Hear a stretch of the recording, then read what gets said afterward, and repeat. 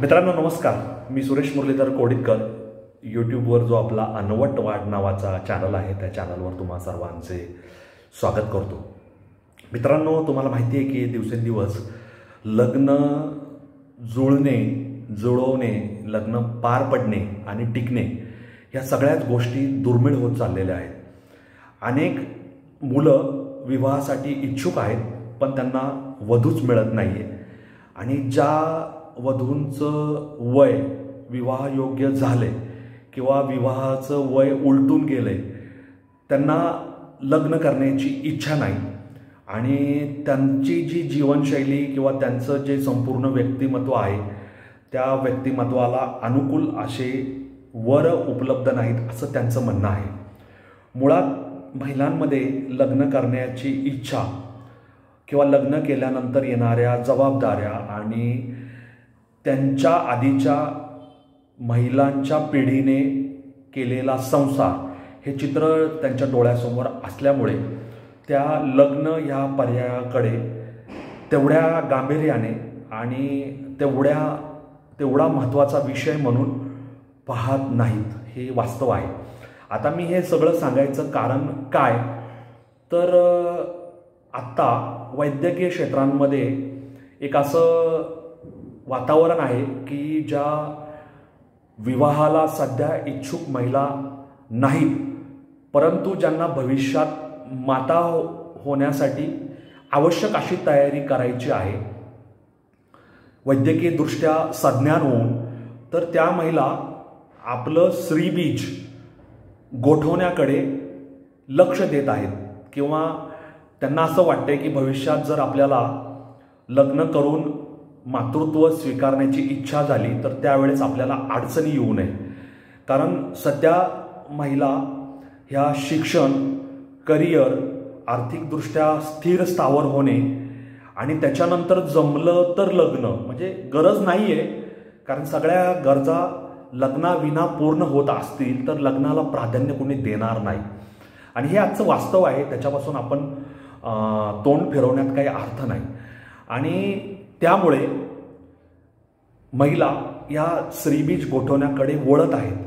आता पुरुषाचं कसं आहे, 50-60 जे काय वय आहे त्या वयापर्यंत तो शारीरिकदृष्ट्या निरोगी सक्षम असेल तर त्याला काही वैद्यकीय मार्गदर्शनानंतर पिता होण्यात अडचणी येत नाहीत. परंतु महिलांचं तसं नाही. काही ठराविक वयानंतर महिलांच्या स्त्रीबीजाची जी गुणवत्ता आहे ती गुणवत्ता ही ढासळत जाते, कमी होत जाते. त्यामुळे 25 ते 35 वयोगटात स्त्रीबीज गोठवल्यास अधिक निरोगी अशी स्त्रीबीज म्हणजे ती अंडी योग्य त्या वैद्यकीय वातावरणात जतन करता येतात.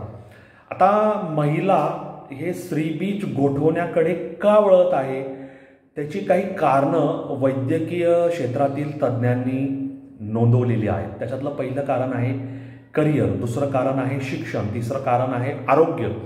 आता महिला या करिअर शिक्षणाच्या मागे पळत असल्या तरी त्यांचं स्वतःचं आरोग्य तेवढं सक्षम, तेवढं परिपूर्ण, सुयोग्य आणि व्यवस्थित असेल, त्यांचं जे ऋतुचक्र आहे किंवा त्यांच्या शरीराचं जे घड्याळ आहे ते तेवढं परिपूर्ण अचूक असेलच असं काहीही नाही.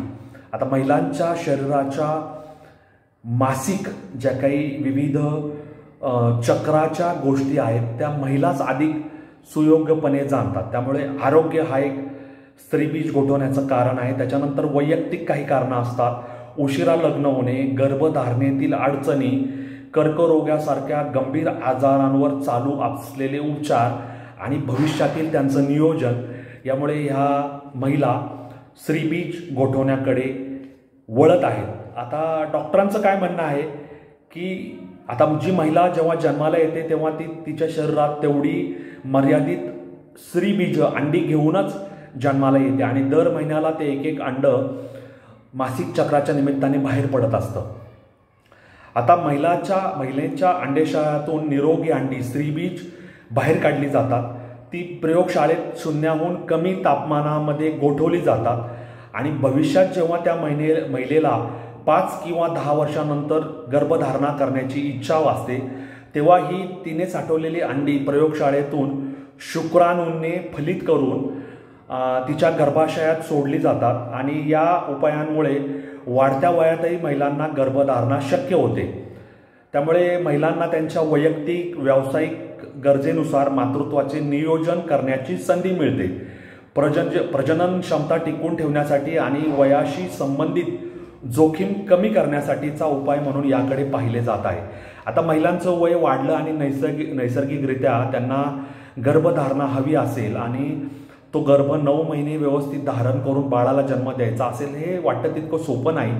त्याऐवजी महिला आपलं स्त्रीबीज गोठवून ठेवतायत आणि जेव्हा त्यांना मातृत्व हवं आहे त्यावेळेस त्यांना हव्या त्या पुरुषाकडून, पती असेल किंवा लग्न नसेल केलं तर त्यांचं जे काही ज्या पुरुषाशी त्यांचं जमचं किंवा बॉयफ्रेंड किंवा जे काय असेल त्या सक्षम पुरुषाची शुक्रबीज घेऊन म्हणजे शुक्राणू घेऊन ते अंडफलित करून पुन्हा ते गर्भामध्ये त्याचं स्थिर स्थावर करून मग तो गर्भ पुढे वाढवला जातो आणि मग नंतर बाळाला जन्म दिला जातो।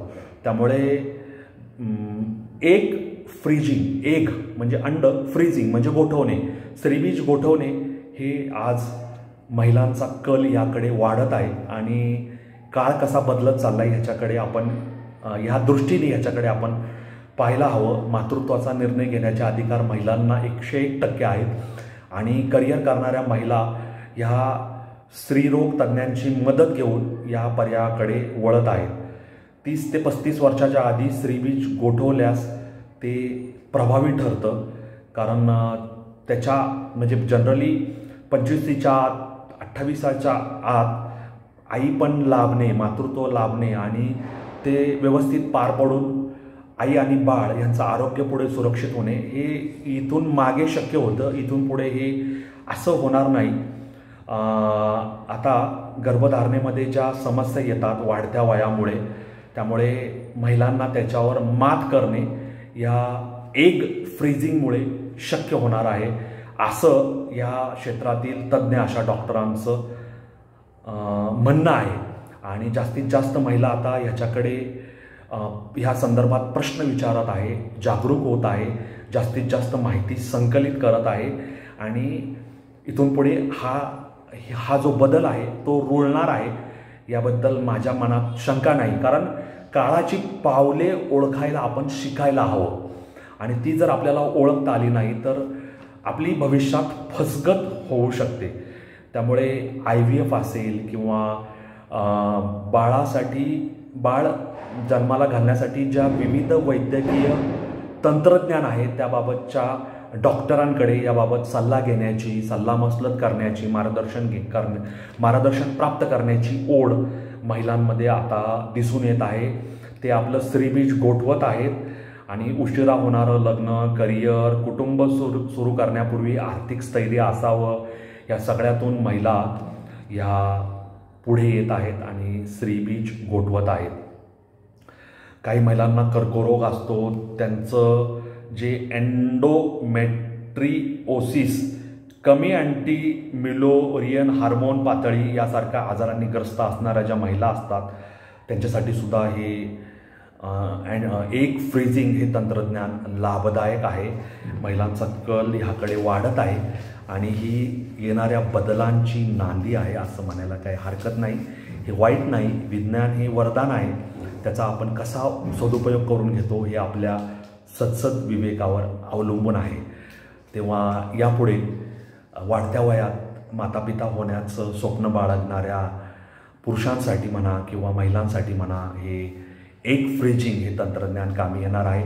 आपल्याला स्पर्म बँक म्हणजे शुक्राणूंची बँक हा विषय आपल्याला माहिती होता, त्याच्यावर चित्रपटही आले होते आणि ते काही उत्पन्न किंवा पैसा कमवण्याचं साधन नाही, परंतु निरोगी पुरुषांचे जे शुक्राणू आहेत ते सुद्धा प्रयोगशाळेत साठवले जातात आणि ज्या महिलांना हवेत त्यांना ते दिले जातात।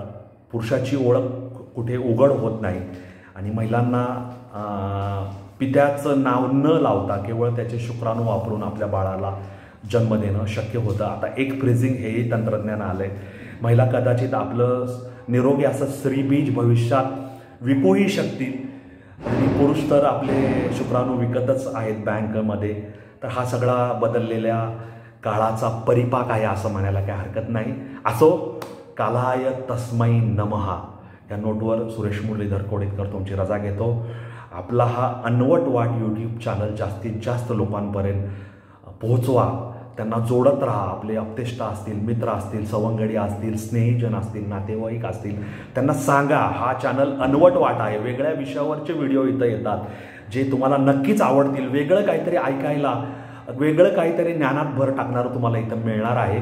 इथं बाकी दुसऱ्या कुठल्याही गोष्टी मिळणार नाहीत असं माझं तुम्हाला सांगणं आहे. हा चॅनल लाईक करा, शेअर करा, सबस्क्राईब करायला विसरू नका. तुमचे अभिप्राय कॉमेंट बॉक्समध्ये नोंदवा.